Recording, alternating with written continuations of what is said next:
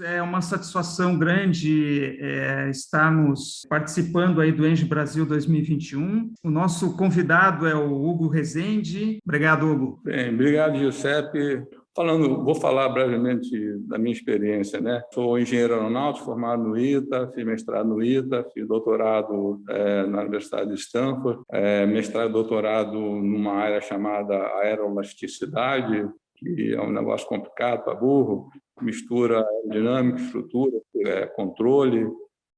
Fiz de propósito, escolhi fazer isso no final do terceiro ano, quando fiz um estágio de férias, né, na Embraer. Peguei a coisa mais enrolada que eu consegui descobrir lá na Embraer. Vou me especializar nisso. Me formei, fui para a Embraer, fiquei 26 anos lá praticamente, um pedaço como engenheiro de desenvolvimento de produto, outro, a maior parte do tempo, como responsável pela área de pesquisa aplicada da Embraer, que lá é chamada de desenvolvimento tecnológico, né? E passei pela área comercial. Foram 3 anos, eu acho, na parte de marketing da aviação comercial, e um tempo assim muito precioso, porque me ensinou muito o que de fato significa fazer uma inovação no sentido de que tem que vender, né? Não adianta só pensar na parte técnica, né? Tem que vender. Se não vender, não adianta. E tem algumas coisas que eu descobri ali que assim são mitos de quem é só um engenheiro. Eu descobri fazendo a coisa de fato, né? Bem, da Embraer eu fui para a Vale, foi um convite muito especial que eu tive, uma oferta não financeira, né, mas uma oferta de desafio irrecusável, vamos dizer assim, né, que era pegar toda a minha experiência e montar do zero uma iniciativa de incubação de novos negócios a partir dos próprios projetos de pesquisa da Vale. Assim, era tipo uma continuidade do que eu estava fazendo, e que na época que eu fui para a Vale, que eu saí da Embraer, a Embraer nem cogitava de fazer isso. Ela acabou fazendo isso mais tarde, né?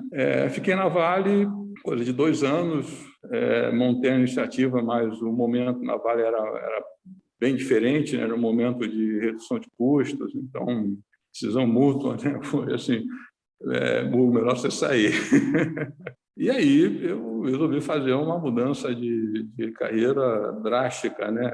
Saí do mundo empresarial e fui para o mundo da pesquisa, do lado da pesquisa, né? Saí, foi para o IPT. Fiquei 4 anos no IPT, saindo de lá em início de 2018, meio que me aposentei, não aposentei completamente, porque continuo como voluntário no ITA, orientando ou co-orientando teses de mestrado e doutorado, usando da minha experiência, né, para fazer essa co-orientação. Para o tema que nós temos hoje, eu acho que tudo isso é muito precioso, né, porque eu vivi o lado da pesquisa, o lado do desenvolvimento, da pesquisa tanto do ponto de vista da empresa como do ponto de vista do Instituto de Pesquisa, o que é parecido aqui no Brasil com o da universidade, certo? Não é bem igual, mas é bem parecido. Passei por área comercial, não foi só técnico, né? Tive que entender o que é vender. Tentei ser empreendedor, né? Montar uma iniciativa aí de incubação. Com muita gente, a gente tenta e quebra a cara, né? E falhar no meio do empreendedorismo é normal, faz parte. Na verdade, para muita gente, isso até é visto como uma vantagem quando você falha, porque quer dizer que você ganhou experiência, né? Da próxima vez que você tentar, vai ser melhor, porque você aprendeu, certo? É aprendizado na prática. Poxa, olha só, Hugo, você estava discorrendo aí sobre tudo isso, eu estava vendo toda essa terminologia que está na atualidade, né? A gente abre páginas e notícias e feed de notícias nas redes sociais. As empresas estão, na verdade, preocupadas com a temática que a gente colocou aqui, que é como se estruturar, né? E essa estruturação, logicamente, passa por a capacidade que a gente teria de formar esses profissionais que vão para um setor que supostamente é chamado de P&D, né, que é o P de pesquisa e D de desenvolvimento, né? Você colocou, puxa, lá na Embraer era desenvolvimento tecnológico. E daí tem uma série de outras terminologias que acabam tendo relação com com esse universo, né? Que é a própria incubação, que é a questão de startups, scale-ups. Então, tem um ambiente completamente novo e intenso acontecendo, ao passo que a gente tem essa dúvida. Então, um pouco do nosso bate-papo aqui talvez seja um pouco nessa direção, né? Quem é esse profissional? Porque falar de educação e educação para isso, na verdade, tem muito do que você colocou, né? Parece que o ambiente está deixando as pessoas aprenderem fazendo, né? Fazendo, errando, aí volta e aí não repete aquele caminho. Talvez seja interessante a gente começar um pouco a discorrer sobre essas definições, né? Então, assim, que setor que é esse, né? Por que esse setor era chamado de pesquisa e desenvolvimento, agora muitas empresas estão preferindo que ele seja pesquisa, desenvolvimento e inovação, né? Ganhe mais uma letra aí, né? Então, em vez de P&D, P&DI ou PDI, né? Enfim, e como que isso faz essa ligação aí, como você bem colocou, a finalidade de tudo isso é aumentar o volume de vendas, né?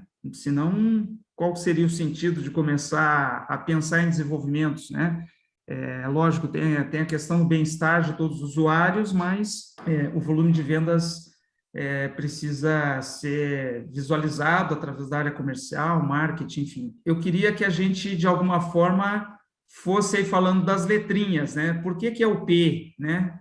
Por que é o desenvolvimento? Por que é a inovação? Por que esse setor tem esse nome, afinal de contas? Então, isso que você colocou, para mim, é muito importante. A minha vida na Embraer, na verdade, profissional, né? Ela dependeu muito dessas definições. Quando a gente e eu fui, obviamente, lidando com várias outras entidades ao longo do meu tempo lá.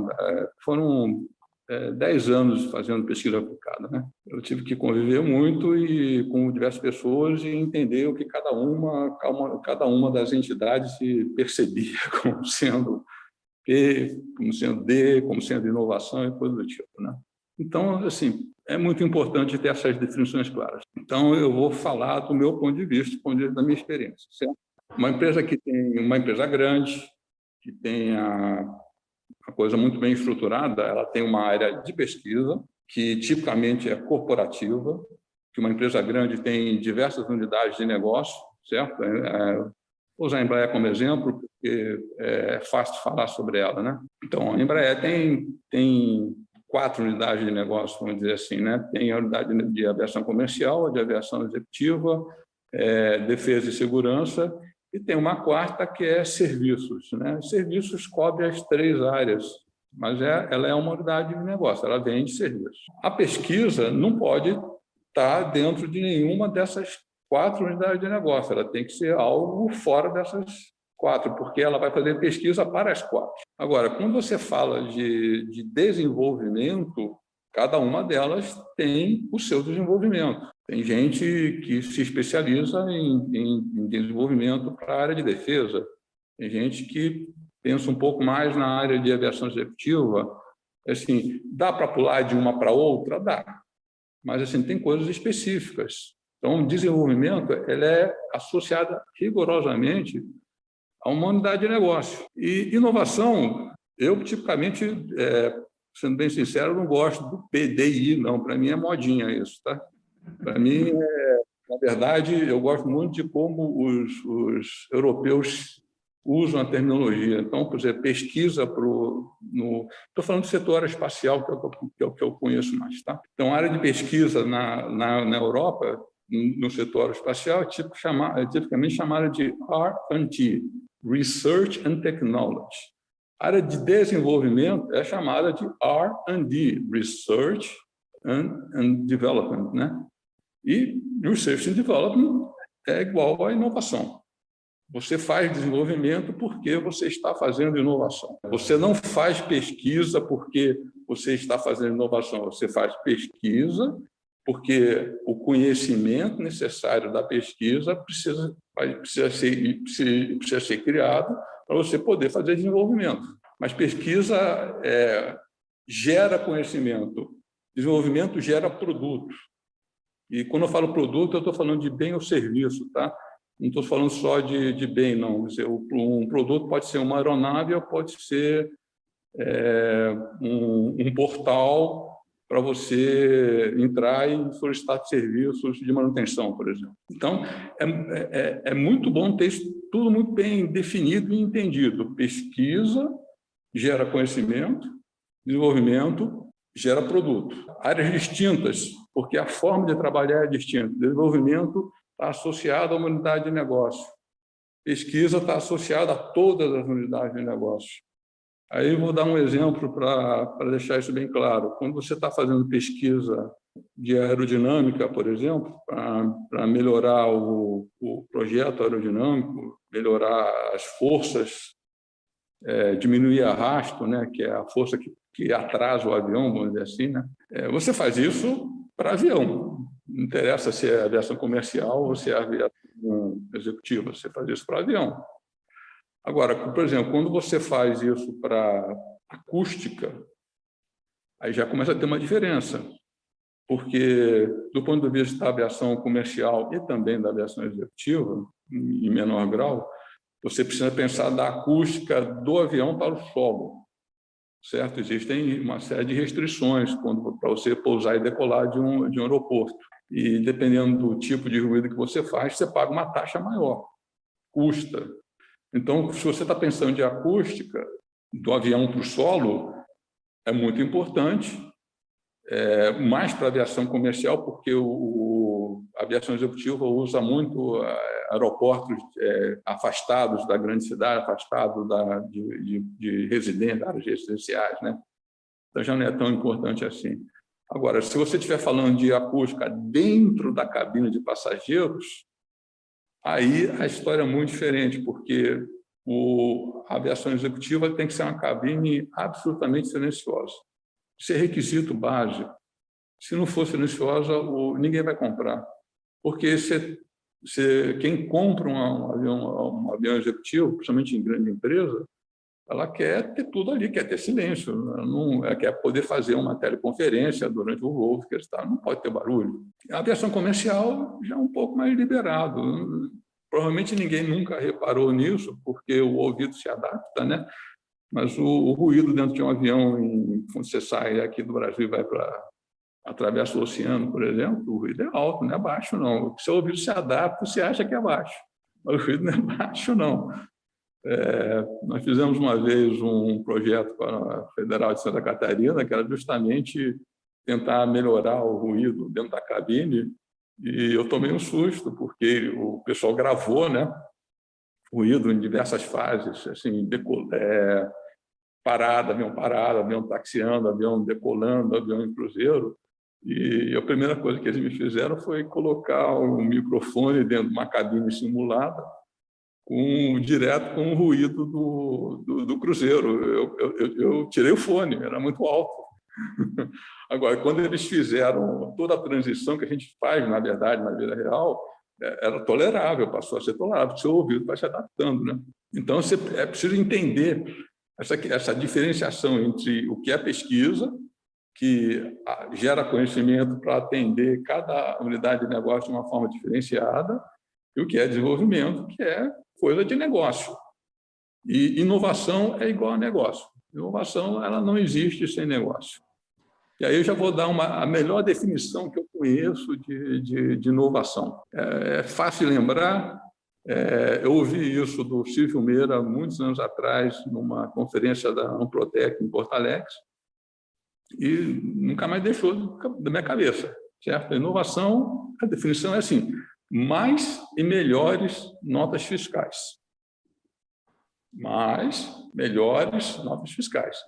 Notas fiscais quer dizer o seguinte: está no mercado. Inovação que não vai a mercado não é inovação. Na verdade, é uma invenção. Mas quer dizer o seguinte: você precisa tentar sempre vender mais. Ou porque você tem uma estratégia de marketing diferenciada, ou porque você está fazendo novas inovações, lançando mais produtos. Tá? Você tem que pensar em crescer. E aqui agora eu preciso contextualizar isso do ponto de vista do momento de hoje, né? Porque hoje ser empresa significa ESG, né? Ambiente, sustentabilidade, governança, né?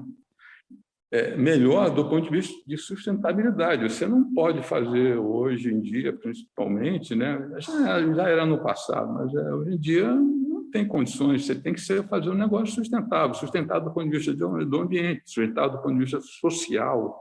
A Embraer, por exemplo, tem uma iniciativa social assim fantástica. Ela mantém 2 escolas de ensino médio em período integral. Privilegia nessas 2 escolas pessoas carentes, né?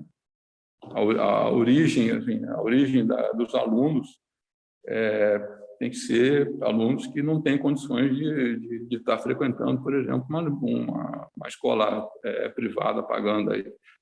Então, assim, se você não tem melhores margens, você está sobrando, está fazendo dinheiro suficiente para você passar esse dinheiro para o lado social, não faz sentido. Você precisa pensar nisso. Então, não o que eu costumo dizer é que uma outra coisa que eu acho que é muito importante aí, mas não está dentro da definição de PDI, mas assim, o que é lucro, né?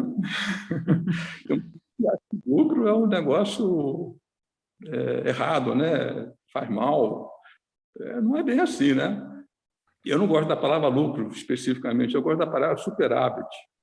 Assim, você, Giuseppe, eu, o Hugo, todo mundo que está me ouvindo, que está nos ouvindo agora aqui, assim, quer ter superávit, quer ganhar X e gastar menos, porque ele quer fazer a sua poupança, pensando no seu futuro de longo prazo, pensando em umas férias, pensando, sei lá, em comprar um imóvel, mas assim, ele quer ter superávit.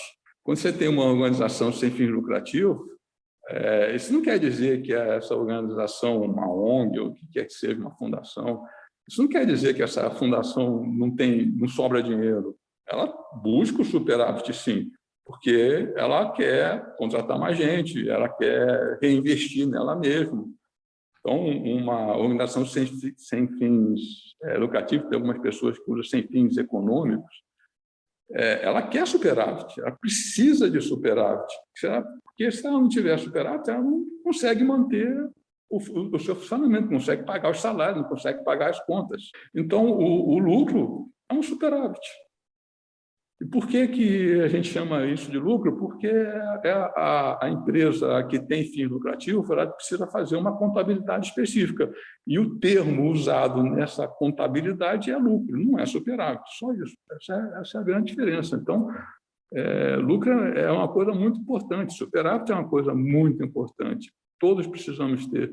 E aí, pensando mais e melhor em notas fiscais, pensando novamente, que eu falei assim, notas fiscais que precisa ir a mercado, uma ONG que está querendo levar uma tecnologia específica para uma região carente, sei lá, quer levar uma tecnologia de coleta de água para uma região que é meio deserta, lá na África, na parte do Saara, ela precisa pensar em superávit, porque ela não pode simplesmente chegar e escolher uma comunidade que tem lá 50 habitantes e dar aquela coisa para eles e eles não conseguirem manter aquele negócio funcionando por mais de 2 anos. Ela tem que pensar o seguinte, qualquer um que queira e precise dessa tecnologia...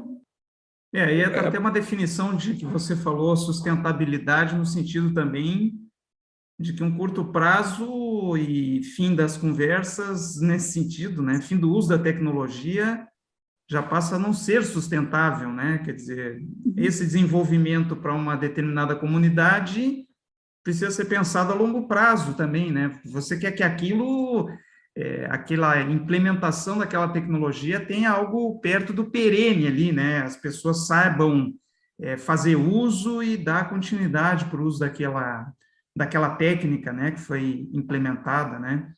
E aí o que vem o que vai entrar, na verdade, o que está muito ligado à inovação é o tal do modelo de negócio. O modelo de negócio é assim, como é que você se sustenta. Então, o modelo de negócio social pode ter a ver apenas com doação, não precisa ter a ver com pagamento. Mas você precisa ter um modelo de negócio de doação que dê superávit. Não é simplesmente pagar as contas do mês e não saber como é que você vai pagar a conta do próximo mês ou do próximo ano. Você precisa ter superávit, você precisa fazer uma reserva, porque coisas inesperadas acontecem. Pandemia. Quem foi pego na pandemia sem reserva, fechou. Infelizmente. É chato falar, é chato ver, faz parte da realidade. Você precisa ter reserva, você precisa ter superávit. Tá? Mas as definições, no fundo, que é isso? Assim, você precisa...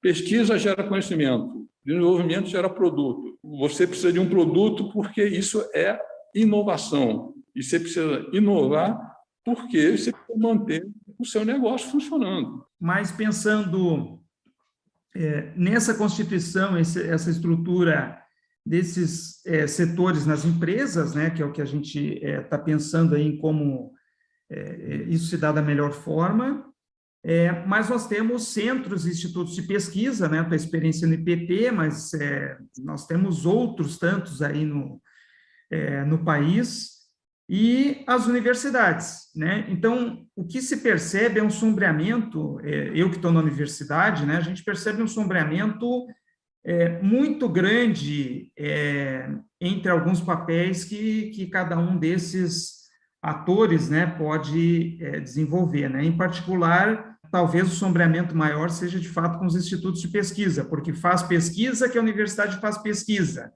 e atenderia a empresa num certo sentido, quer dizer, faz um meio de campo que precisa ter uma melhor definição, junto a um setor que fosse um setor, inclusive, de pesquisa dessas empresas, né? Então, como a gente colocou essas definições de setores, como você bem colocou, né? Quem atende tudo, quem atende uma unidade de negócio, e o somatório disso tudo vira inovação. Como é que esses atores hoje, qual que é a tua visão desses atores hoje no país? Como que eles estão organizados, melhor ou pior organizados neste contexto? Bom, vamos lá. Eu vou dar então um contexto de um país tipo Grã-Bretanha e Estados Unidos para vocês entenderem se é pior ou se é melhor aqui. A universidade ela tem um papel muito próximo da pesquisa básica, tá? O Instituto de Pesquisa tem um papel muito mais próximo da pesquisa aplicada. Aí já são duas diferenças. Assim, você quer saber mesmo, do ponto de vista prático, a diferença entre uma universidade e um instituto de pesquisa? Cara, é muito simples. E quem é que faz pesquisa na universidade? Professor e aluno de pós-graduação. Certo? O professor tem que ir dar aula, o professor tem que fazer uma série de coisas que não é fazer a pesquisa de um contratado por uma empresa. O aluno de pós-graduação é a mesma coisa. Ele tem que fazer a tese dele, tem que cumprir os requisitos, ter as matérias, parte das matérias, a questão da pedagogia, ele também tem que dar aula, certo? Então, assim, a universidade, os dois principais atores dentro da universidade para fazer pesquisa, eles fazem pesquisa quando se tem um contrato com a empresa, né? Eles fazem pesquisa em tempo parcial. No instituto de pesquisa, o cara faz pesquisa em tempo total, você entendeu? O pesquisador, a função dele é fazer, ele vai ser alocado num projeto de pesquisa e lá ele vai ficar, ele não tem outras divisões.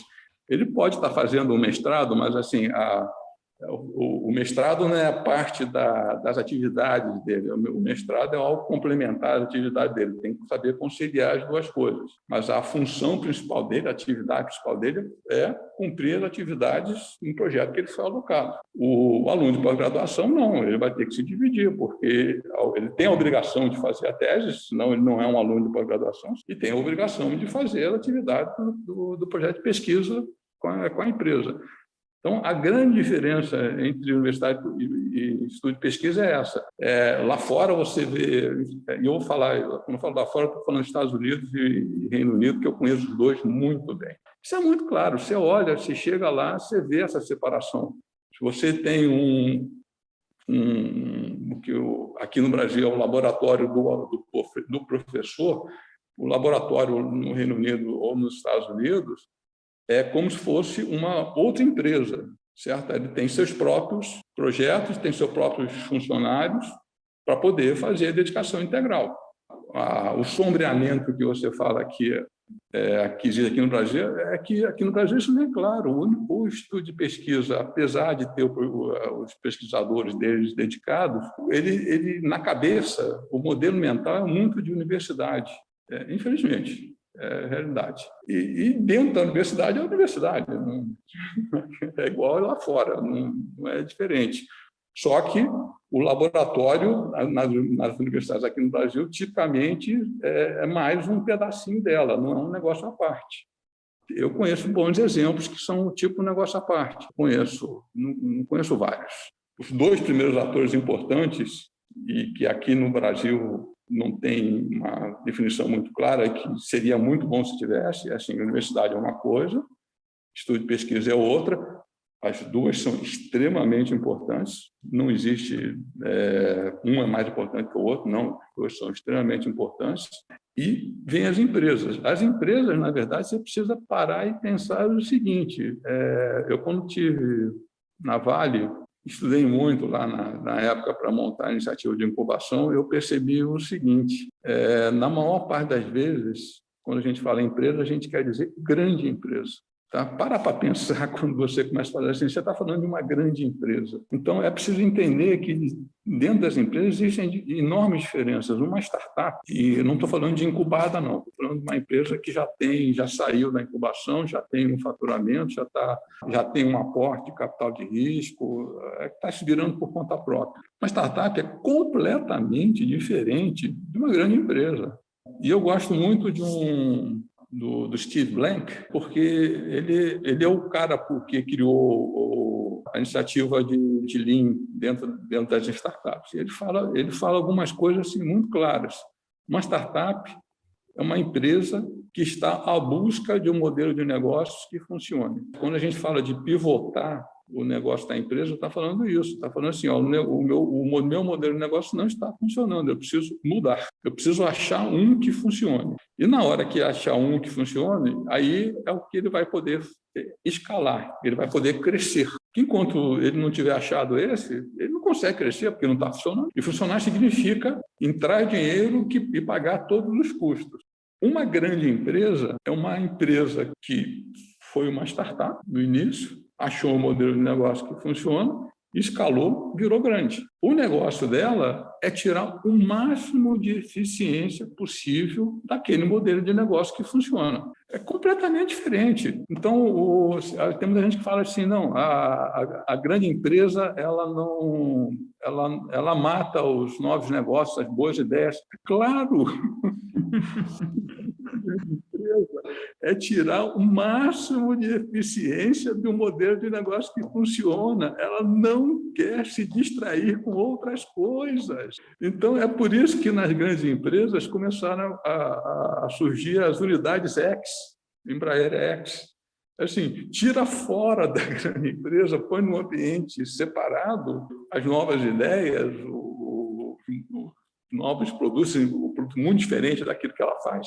Porque se ficar junto, vai morrer. Porque o objetivo da grande empresa é o máximo de eficiência no modelo de negócio existente. Então, se você não pensar nisso, você acaba se perdendo. É a questão da definição.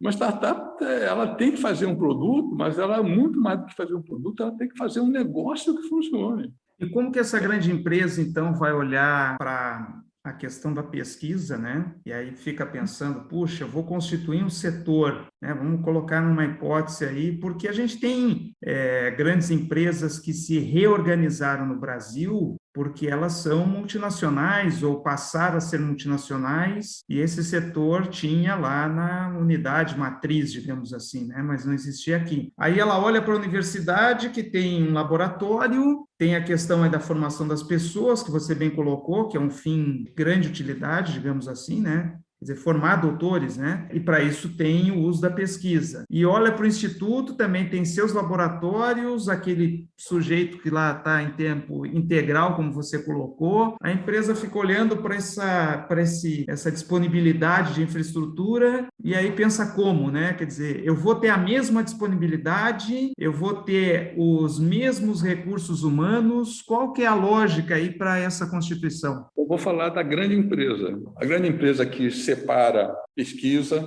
do seu grupo de desenvolvimento, ela vai fazer projetos, olhando alguns, ela vai olhar principalmente para a universidade, outros ela vai olhar mais para o Instituto de Pesquisa.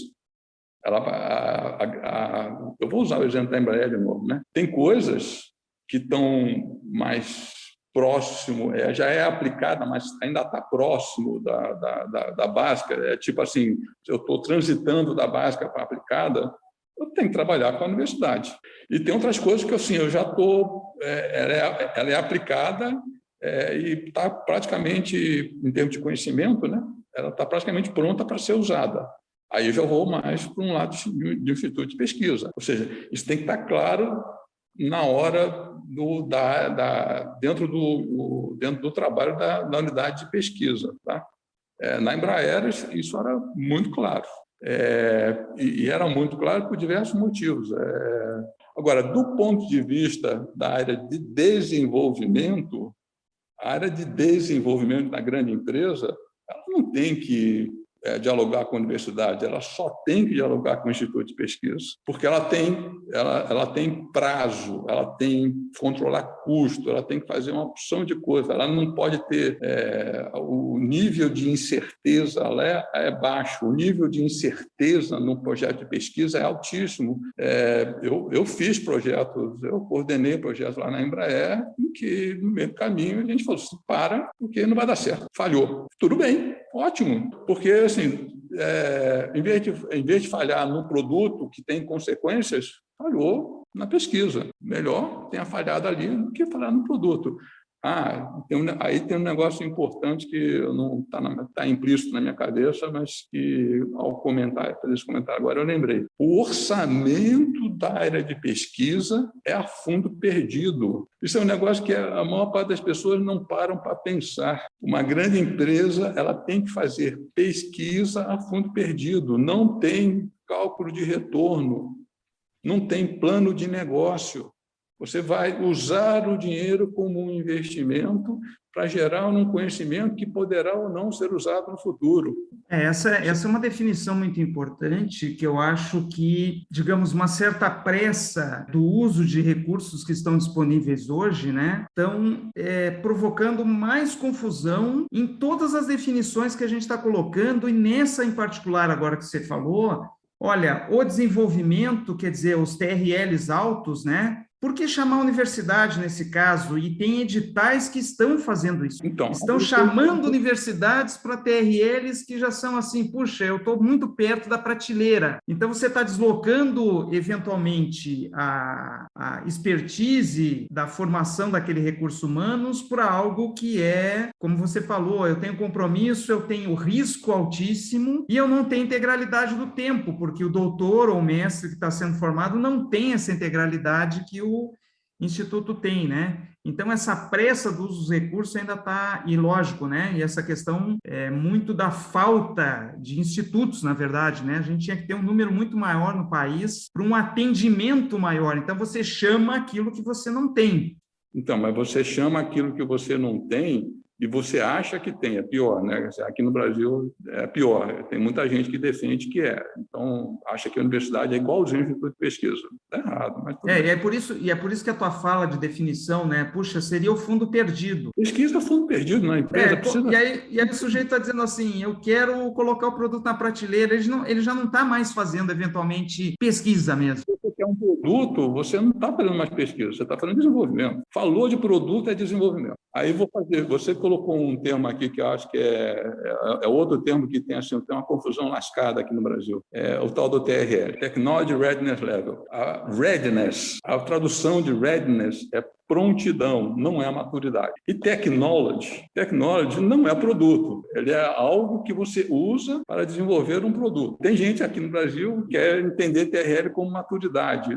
Não é assim, então qual a maturidade da impressão metálica do método tal? Não existe isso. O que existe é o seguinte: você tem uma máquina que comercialmente está disponível e você, cada empresa que comprar essa máquina vai ter que fazer o seu próprio TRL. O TRL daquela máquina não é fixo, porque prontidão seria assim: eu sei usar a máquina, eu sei projetar tipo de parte, um tipo de parte específico naquela máquina.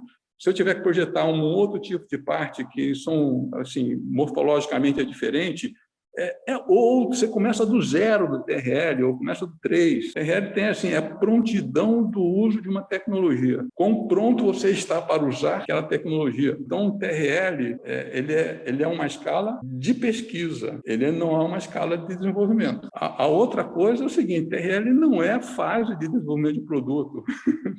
Se ele é uma escala para pesquisa, ele não é produto, então não é fase de desenvolvimento de produto. Se a Embraer queria comprar uma máquina específica para fazer peças em compósito, essa máquina era usada por N empresas do mundo afora. Do ponto de vista de prontidão da Embraer, era 3. Ela precisava criar a expertise, o conhecimento necessário para poder fazer bom uso disso dentro do produto. Eu vou dar um exemplo. Nós fizemos um TRL-6, projeto TRL-6, com a Embraer, de construir uma fuselagem traseira de um jato pequeno, jato executivo pequeno que eles têm. Como era TRL-6 demonstrador, o que nós fizemos? Nós usamos algumas técnicas na mesma fuselagem, técnicas distintas na mesma fuselagem. Num protótipo, eu não poderia fazer isso nunca, eu tinha que ser a mesma técnica. Então, tipo assim, do lado era de um jeito, do outro lado era do outro. Eu queria experimentar qual dos dois era o melhor. Tinha vantagem entre um e outro, ou tanto faz. Num demonstrador, isso faz todo sentido. Num protótipo, não posso fazer isso. Eu vou ter que fazer o que eu faço de um lado, tenho que fazer do outro, porque eu preciso certificar e atender o mercado com aquilo.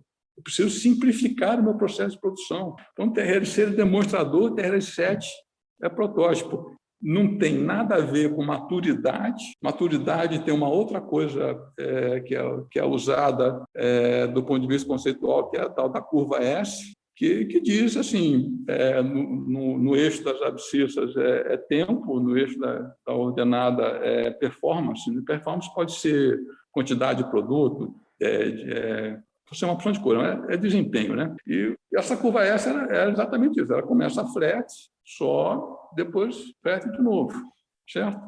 Uma tecnologia madura está lá na curva, está na parte crescente. E quando ela começa a ficar obsoleta, né? Que tem isso, né? Ela está na parte lá flat, lá de cima. E quando ninguém sabe direito se ela vai funcionar ou não, está na parte de baixo. Então, ter uma tecnologia madura é você olhar essa tecnologia do ponto de vista do curva S. Ela já consegue desempenhar o suficiente para entrar no produto ou não? Então, prontidão é uma coisa, maturidade é outra, fase de desenvolvimento do produto é outra completamente diferente. Não tem nada a ver com uma coisa. Então, TRL é só prontidão. E faz sentido total e absoluto entre 4 e 6. 7 para cima é muito mais acadêmico do que qualquer outra coisa. 3 para baixo faz sentido para você poder fazer uma transição entre universidade e instituto de pesquisa. Tá? Naquela hora que eu te falei que a área de pesquisa precisa, sabe, ter algumas coisas que ela vai mais para lá, vai mais para outro. Eu estava querendo usar TRL, mas eu não vou trazer essa terminologia. Não, é importante para dizer assim, onde eu tenho que tirar o time de campo, né? Então, o que a gente falou antes, né? Quer dizer, se não tem volume suficiente no país para essas constituições que a gente está chamando aqui de instituto de pesquisa, né? A universidade ocupa o lugar e não sabe sair disso, na verdade. Acha que está ocupando o lugar correto, inclusive, e a empresa também pode estar achando que está fazendo a relação correta, né? Que é a outra temática que a gente, de alguma forma, tem que passar aqui, porque aí, assim, o que a gente falou, bom, então os atores aqui estabelecidos com as suas infraestruturas, os seus recursos, todo mundo se olha nesse panorama, e aí, como é que eu constituo uma relação, né? E aí, se você tem uma experiência muito importante, a gente já trouxe ela em fóruns aqui em Curitiba, onde eu estou particularmente, né? Que é a ideia do consórcio de pesquisa, que traz vários desses atores para o mesmo palco, digamos assim, e estabelece essas relações de alguma forma nesses níveis de prontidão que a gente definiu, né? Então, acho que vale a pena aí para a gente encerrar aí o bate-papo, a gente tocar nesse tema de como essa interação vai ser possível, né? Consórcio é uma boa maneira de falar sobre isso. Mas antes de falar de consórcio, eu vou falar de uma outra coisa. Assim, qual o papel da universidade do ponto de vista de empreendedorismo e do ponto de vista de inovação? São duas coisas distintas, tá?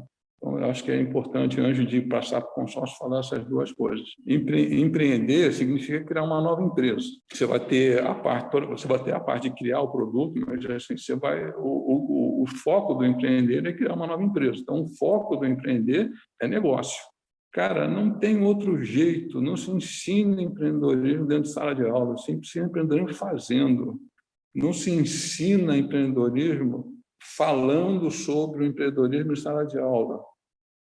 Ou seja, uma aula de empreendedorismo ela não faz sentido nenhum se é o aluno sentado na cadeira e o professor falando lá na frente. Você tem que fazer isso, você tem que falar, obviamente, passar o conhecimento, passar coisa, mas você tem que deixar o aluno fazer.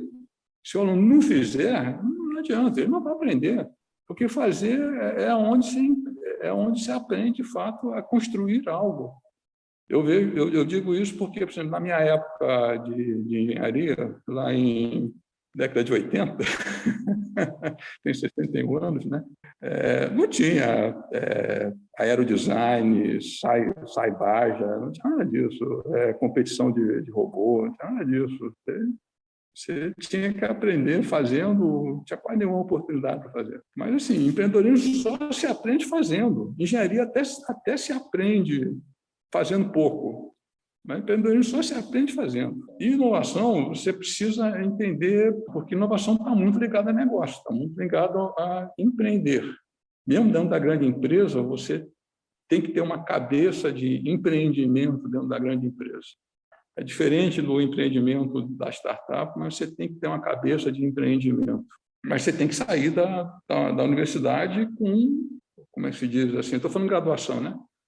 Uma boa formação do que é praticado na vida real, do que é engenharia. E engenharia tem duas coisas que são essenciais na engenharia. A primeira coisa assim, tudo que você aprende sem fazer na universidade é um problema determinado. O número de equações igual ao número de...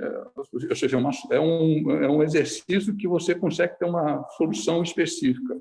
Engenharia, não existe problema determinado, só existe problema indeterminado. São muito mais variáveis do que equações. Então, o que é fazer engenharia é decidir quais variáveis você vai tirar fora para você ter um número de equações igual ao número de variáveis. Você vai dizer que alguma coisa é desprezível, então não interessa. Você vai dizer que uma coisa é igual a outra, ou 2 vezes mais, ou 3 vezes mais, certo? Você vai fazer engenharia para transformar algo indeterminado em determinado. E aí você fala assim, por que você tem 100 tipos diferentes de drone? Cada empresa fez a sua engenharia e eliminou as suas variáveis. Chegou numa solução diferente. O problema inicial é o mesmo. Cada um faz a sua redução. Então, fazer engenharia é isso, certo? Você não aprende em engenharia, você aprende a técnica resolvendo problema determinado. Você aprende a técnica, mas você não aprende engenharia. É por isso que é muito importante essas competições, é por isso que é muito importante você ter laboratórios efetivamente abertos dentro da universidade para você poder experimentar com determinadas coisas. E aí vem o problema a questão da pós-graduação. Eu sou um doutor, trabalhei pelo menos 18 anos da minha vida profissional ou em desenvolvimento ou em pesquisa em que o conhecimento do técnico era importante. Eu digo assim, tranquilamente, por experiência própria, a empresa não precisa, tipicamente, de doutor para fazer desenvolvimento. Ela precisa de doutor para fazer pesquisa. Assim, quer dizer que um doutor não dá certo no desenvolvimento? Não, dá, eu fiz.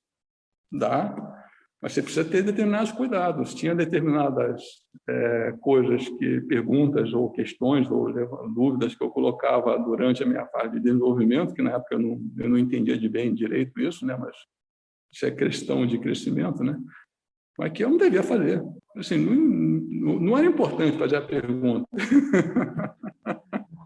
do ponto de desenvolvimento, eu só estava atrapalhando. Quando eu fazia, insistia naquele negócio, que precisa ser resolvido, eu só estava atrapalhando, não estava ajudando nada. Quando você faz o mesmo tipo de pergunta dentro do ambiente de pesquisa, ajuda para caramba. Porque desenvolvimento não tem muita incerteza. Pesquisa tem incerteza à torta e à direita. Então, assim, o que o Brasil precisa são duas coisas. Ele precisa de melhores engenheiros que saiam formados sabendo o que é engenharia, não só a técnica. Precisa muito disso para poder fazer desenvolvimento. E ele precisa de doutores. Assim, e o engenheiro com mestrado é muito bom aqui para o desenvolvimento. E ele precisa, e as empresas precisam de mais pesquisa dentro das empresas para poder pegar os doutores. O modelo do consórcio, existem dois modelos de consórcio, Estados Unidos e Reino Unido. O consórcio que é de universidades, que tem empresas que participam mais como orientadores, assim, para orientar para onde ir, para onde não ir, e tem consórcios em que as empresas são atuantes. Elas participam muito ativamente desse consórcio executando. Esse segundo consórcio, esse segundo tipo de consórcio, do jeito que funciona lá fora, não funciona aqui no Brasil, porque as empresas que participam, elas pagam mensalmente uma mensalidade, ou pagam essa mensalidade de uma forma anual. Isso aqui no Brasil, não, as empresas dificilmente aceitam esse tipo de coisa. Então, para você ter um consórcio do segundo tipo, e o consórcio do primeiro tipo é TRL até 4, 3, 4.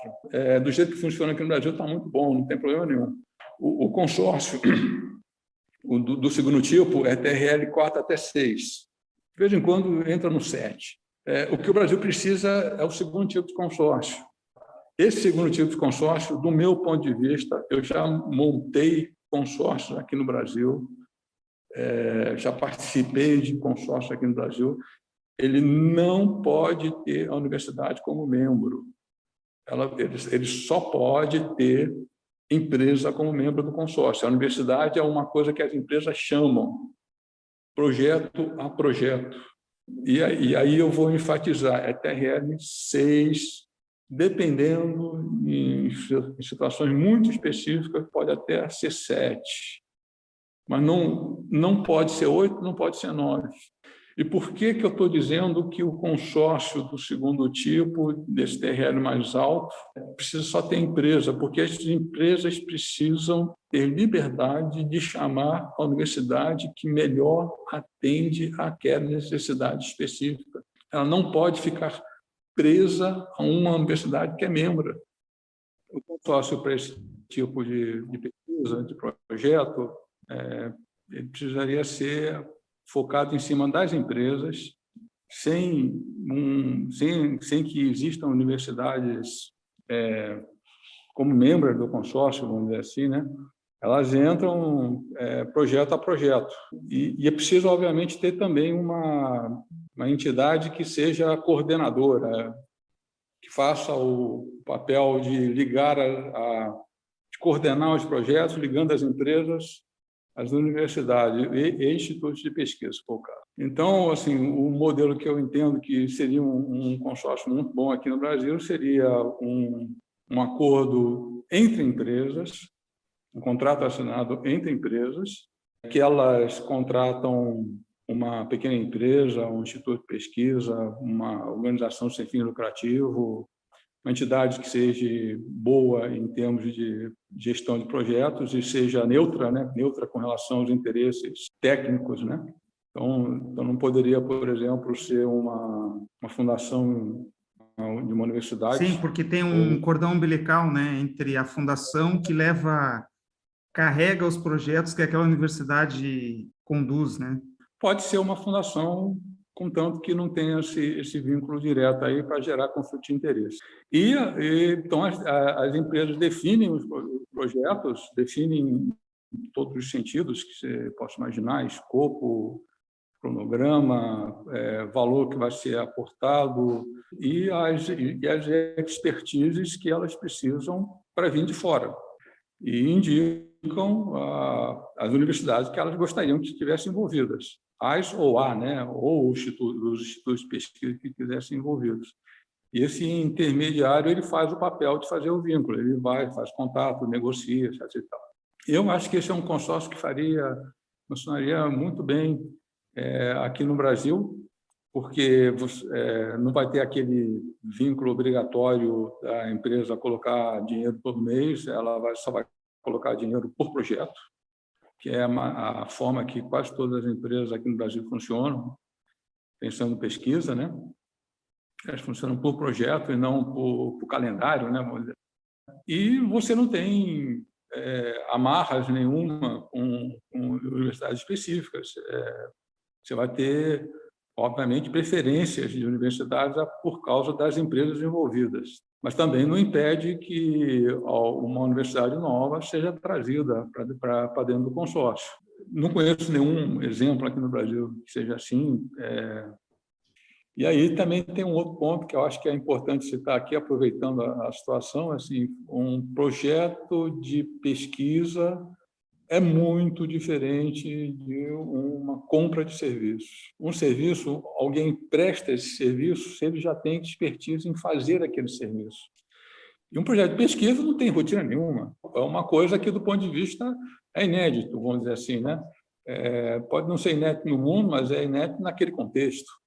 A outra coisa é que serviço é tipo mais ou menos o seguinte: você tanto faz se é uma empresa contrata uma outra empresa para fazer um serviço, você contrata uma universidade, serviço é serviço.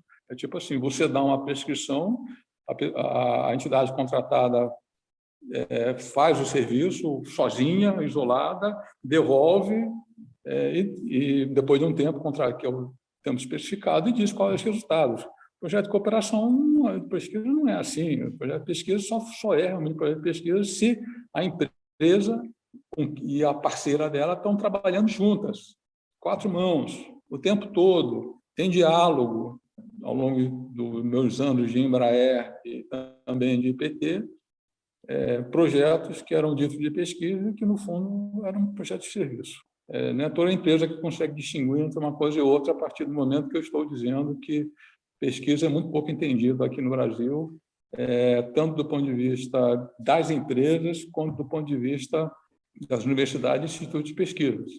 Não é um problema só de um lado, é um problema geral. E é um problema pior ainda porque, do ponto de vista de quem auxilia e constrói políticas públicas, eles também vivem essa falta de conhecimento, essa falta de entendimento. Acho que a gente até com essa conversa aqui sobre essa diferenciação do serviço e a pesquisa, a gente complementa a nossa conversa inicial lá que a gente tentou colocar definições e pingos nos is do que seria de fato essa estruturação que é pesquisa e desenvolvimento. Você colocou de forma muito tranquila aí como que isso, na verdade, deve operar de forma, inclusive, separada. E essa formatação separada acaba diferenciando muito o papel da universidade dos próprios institutos de pesquisa, né?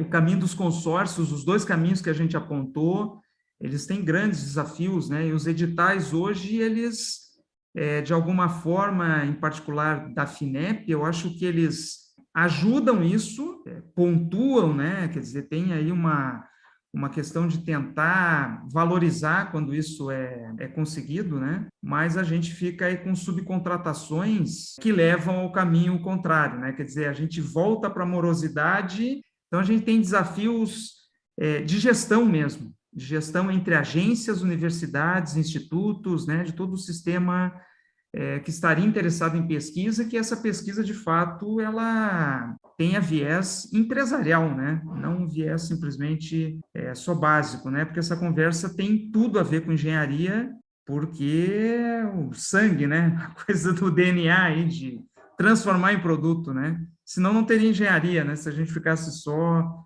olhando para o sistema de pesquisa básica. O ensino universitário de engenharia só tem uma finalidade, né? É praticar engenharia. E engenharia, a grande razão de ser dela é produto. Bem ou serviço, que significa, pode significar de novo, só para lembrar, bem ou serviço. Pesquisa é diferente de desenvolvimento, e desenvolvimento só existe por causa de inovação, e inovação só existe por causa que existe um negócio. Então, pesquisa está de um lado, desenvolvimento está em um outro lado. Uma maneira de pensar para diferenciar isso é que, sim, pesquisa dentro da grande empresa é uma atividade de orçamento a fundo perdido. Desenvolvimento dentro da grande empresa é uma atividade que precisa ter retorno de forma obrigatória. Você não faz... Por quê? Porque desenvolvimento está ligado à inovação, está ligado a negócio, e negócio você só faz negócio para ganhar, você não faz negócio para perder. Dentro da grande empresa, a forma de trabalhar o recurso é muito diferente. Um é fundo perdido, o outro é retorno VPL conhecido, positivo, plano de negócio, plano de trabalho, fluxo de caixa, que vai por aí adiante. Dentro dos atores, quando você tem... A escala do TRL é uma escala muito interessante, lembrando que TRL é prontidão, não é maturidade, não é fase de desenvolvimento. Então, assim, se você olhar para a área de pesquisa da empresa, olhar para fora, ela vai dizer assim, TRL 3, dependendo, 4 para baixo, o meu parceiro preferencial é a universidade, TRL 4 até 6, meu parceiro preferencial é o Instituto de Pesquisa. E 6 acaba, 7 já é desenvolvimento de produto. Na Europa, quando você tem, por exemplo, os programas quadro, que atualmente está no Horizon 2020, você só pode fazer projeto para chegar em TRL6. E TRL7 é produto, e isso significa que o governo da Comunidade Europeia dá dinheiro para um projeto de TRL7, você está violando as regras da OMC de subsídio. Falando explícito, isso é muito pouco conhecido aqui no Brasil. Então, por isso que TRL6 é super importante. Assim, ninguém contesta no mundo inteiro, se você disser e provar que é um TRL6, que aquilo ali é subsídio proibido. E aí, o resumo da história, como é que interage melhor grandes empresas com universidades e institutos de pesquisa? A área de pesquisa requer doutores. A área de desenvolvimento ele requer graduados e mestres. Um doutor pode trabalhar em desenvolvimento? É óbvio que pode, mas a mentalidade desse doutor ela tem que se ajustar à necessidade do desenvolvimento. Assim, um mestrado, um engenheiro, um mestre, um engenheiro pode trabalhar em pesquisa? É óbvio também, mas tem que também se ajustar.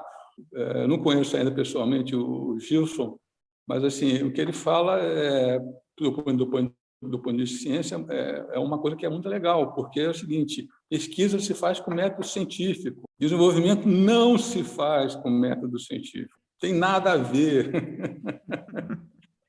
Agora, a pesquisa tem que ser com método científico. É aplicada, não interessa, tem que ser método científico. Então, o doutor que vai trabalhar no desenvolvimento, ele não pode ser um cientista, ele não pode pensar como um cientista, ele tem que pensar como um engenheiro, um matemático, um físico que está desenvolvendo um produto. Então, o resumo da história é essa. Assim, a interação universidade, estudo, pesquisa e empresa é algo muito fácil resolvido. Por que não se resolve? Porque ninguém fala sobre os verdadeiros problemas. Fica só dizendo, assim, um lado acusando o outro. Não resolve. O que precisa se todo mundo assumir os seus papéis devidos, nós vamos chegar lá. Por isso que as coisas funcionam bem melhores nos Estados Unidos, Europa, Reino Unido, porque as coisas são muito melhor entendidas lá. Então, assim, os conflitos continuam existindo, mas são minúsculos comparados com no Brasil.